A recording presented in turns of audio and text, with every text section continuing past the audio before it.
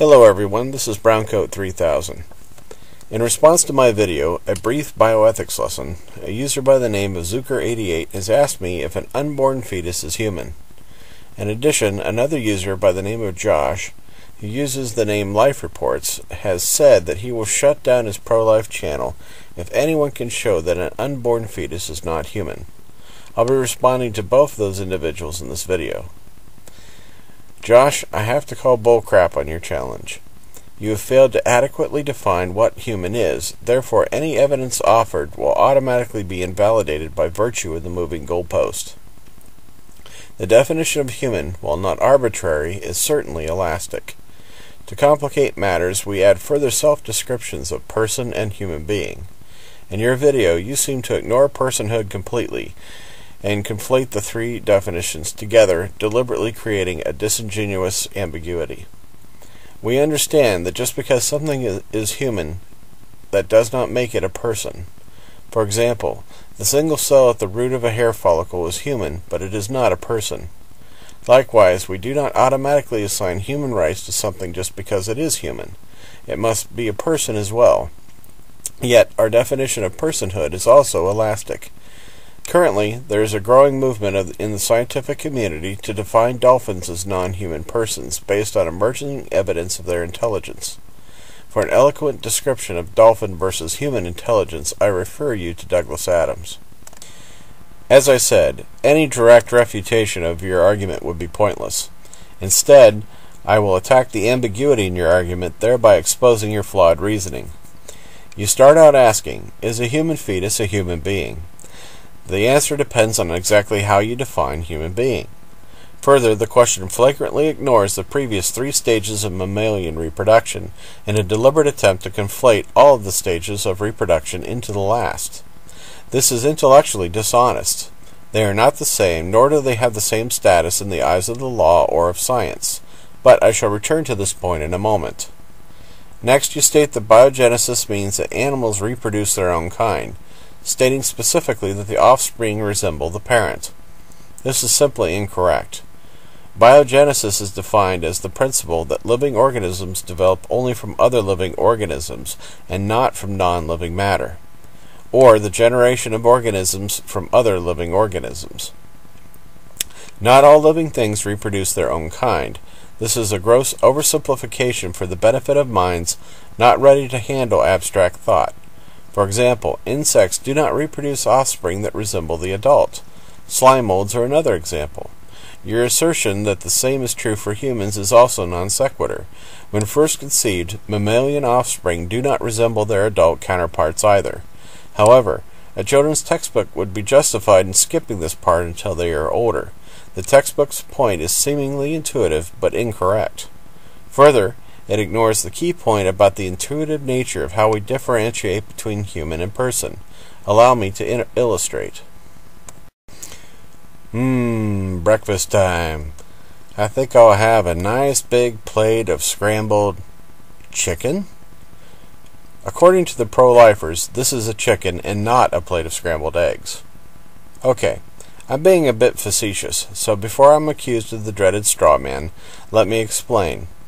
This illustrates that we intuitively know that there is a difference between the unborn and a fully formed member of a species.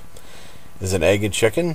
Well, it fails the morphology test because it doesn't look like a chicken, and you certainly can't dip one in cornmeal and deep fry it. Well, you could try, I suppose, but let's move on.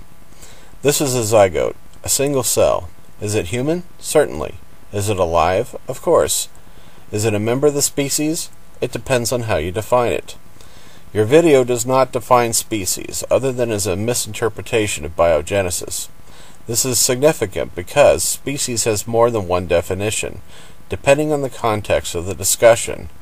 One biology textbook I examined has no less than 5. Darwin himself acknowledged this ambiguity in The Origin of Species. However, 2 traits stand out as being the most common among the definitions: appearance or morphology, and the ability to interbreed. Can the zygote interbreed? Of course not. Does it resemble a human? Not remotely, so it fails those tests. This is why scientists give special definitions to this stage of life. It simply does not fit into the standard model, and your attempt to ignore this fact is the same as putting a square peg into a round hole. Is a zygote human? Yes, but so are the billion or so other individual cells in the body, yet we do not grant them special status. The difference is that a zygote is human, but it is not a person. Person is a term which one dictionary defines as bipedal primate mammal that is anatomically related to the great apes, but distinguished especially by the notable development of the brain with the resultant capacity for articulate speech and abstract reasoning. It is usually considered to form a variable number of freely interbreeding races and is the sole living representative of the hominid family. Broadly, any living or extinct hominid. A zygote cannot be a person. It does not meet any of the above definition.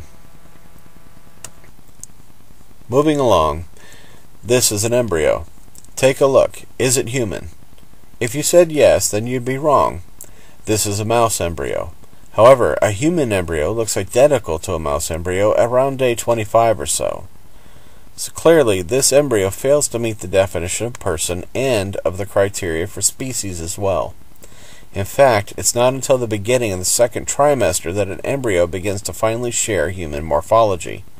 It becomes a fetus, in other words. It is also during this time that it no longer needs the support of a mother. Thanks to medical science, a child born in the middle of the second trimester will have about a 40% chance of surviving with help. This is one reason why the Roe v. Wade decision actually ruled that access to unlimited abortions ends when the fetus becomes viable outside of the womb. So in discussing the unborn, can we say that they are human? Yes. Do they meet the criteria of being a member of the species? Only as a special case. Are they a person? No. The fact is, all unborn members of all species exist in separate groupings, which is why they are called zygotes, embryos, and fetuses in the first place. The embryologists I know, and I'm intimately acquainted with one in particular, use terms such as potential persons and viable embryos. These definitions reflect the common understanding that they are not yet truly a person in the intuitive sense, the same sense that we use when we include what would otherwise be the outliers of humans, such as people with Down syndrome and Joe Merrick the Elephant Man. But they are on their way. So how do we resolve this? Well, nature has provided us a simple yardstick that shows us when to stop calling this an egg and to start calling it a chicken, and that's at this point.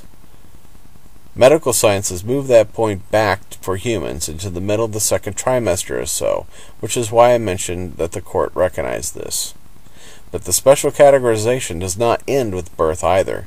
Children are not accorded full rights of an adult for their own protection. They literally grow into them. One last point, especially for Zucker88. The pro-life movement has quite effectively conflated abortion with murder. That meme makes for a nice, easy categorization and elicits a strong emotional response, especially in the black and white world favored by those with strong beliefs. But again, the real world is gray and this tactic is intellectually dishonest. Murder is defined as having a specific malicious intent, which is why the cops on TV always say you are under arrest for murder.